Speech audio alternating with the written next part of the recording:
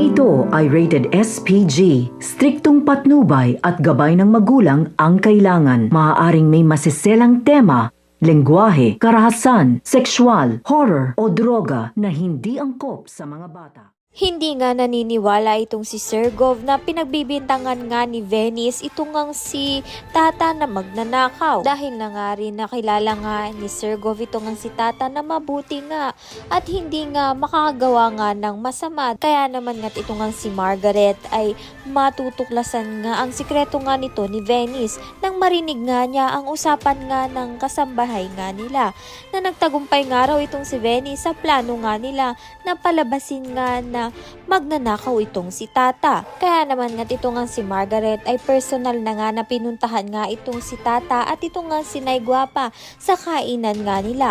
At dito na nga rin ito nga si Nay Guapa ay humihingi nga ng pasensya dito nga kay Margaret at sinabi na nga rin ni Margaret na natuklasan niya na nga na si Venice nga ang may kagagawa nito. Kaya naman nga itong si Nay Guapa ay pinaghandaan nga ng batchoy ito nga si Margaret.